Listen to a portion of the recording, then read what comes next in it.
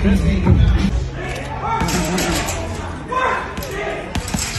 Turner for the untouchable true school sports.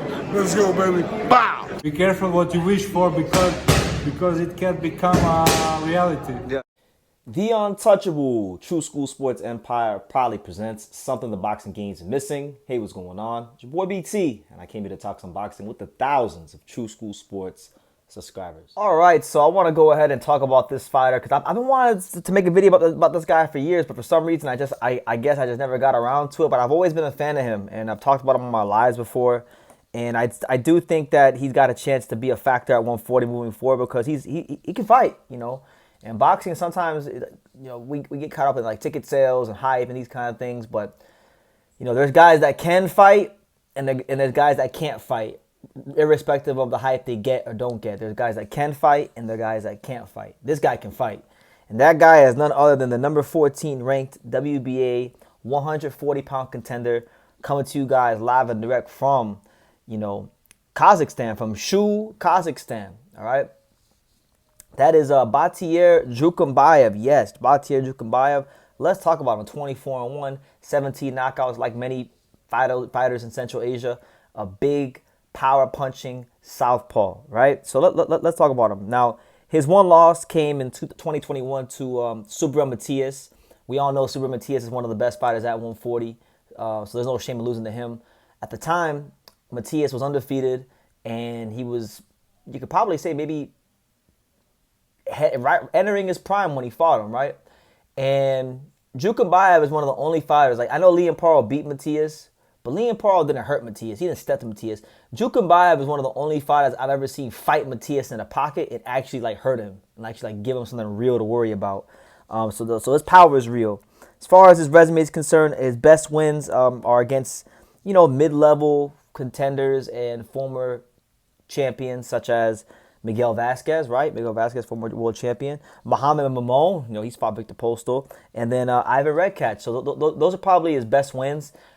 This guy doesn't speak English. You know, he doesn't got like a ton of money bankroll behind him. So, you know, apart from him working himself into mandatory position, the guys are not going to jump up to fight him. So, you know, you can't really put too much stock into who he isn't fighting because guys are not going to want to fight him. That's how it normally goes for these Central Asian fighters who don't speak any English.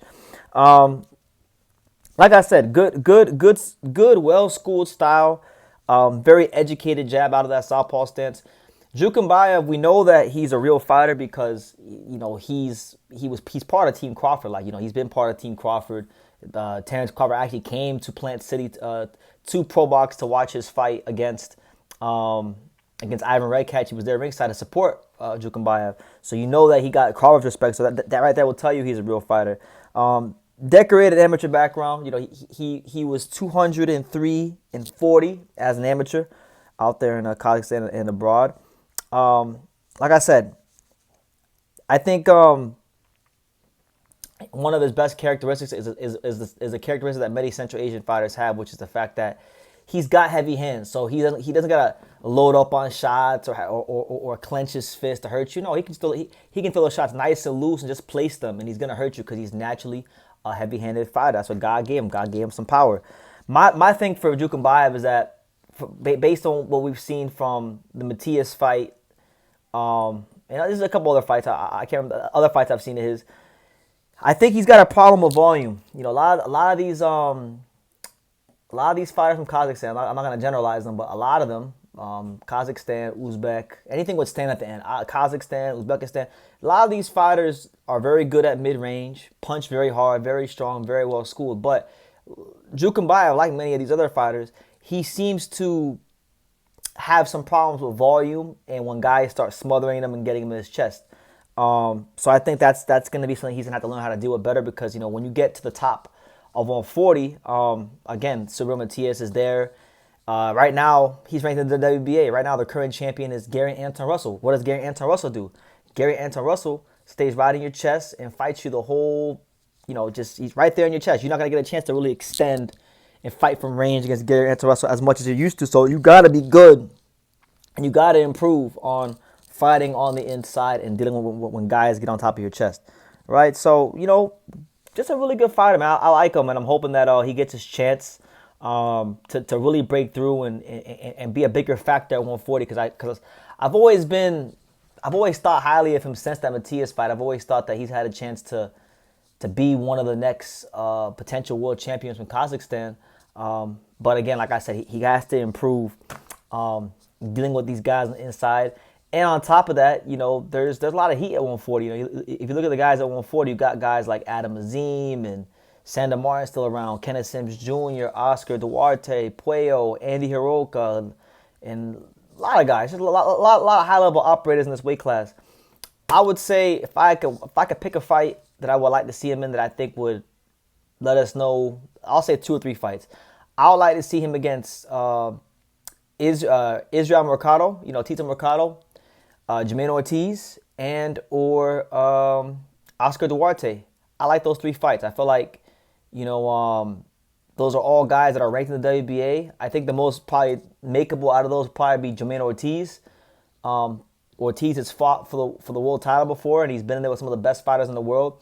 If he can get a guy like him on his resume, then that puts him right there to potentially challenge for the world title. You know, and I think, you know, Ortiz is a versatile guy. He can fight different styles, so that'd be a good test for him. Tito Mercado can't get these big fights with a lot of guys in boxing. I think that'd be a good. I think that'd be an electric fight. Jukembayev and Mercado would be electric because I feel like Mercado is a very, very hard punching 140 pounder. Jukembayev can really punch at 140 as well. So I mean, it will be an explosive fight. And I see both of them as high risk, low reward. Either way, look, he needs a big fight soon because he's already 34 years old and time is ticking away. So I'm hoping that in the near future, Jukembayev can go ahead and get his big fight at 140. But yeah, those are my thoughts on Jukembayev. I'm making a more concerted effort to cover him whenever he does announce something. And yeah, let me know what you guys think in the comments down below. Make sure you guys take the time to subscribe. And like I say in every single one of these videos, you could love me or you could hate me. But I'm just a kid from Dania. So until next time, take care, guys. Thank you for watching another video on the untouchable True School Sports Empire. For more great boxing content just like this, make sure you guys stay tuned and subscribe. You won't be disappointed.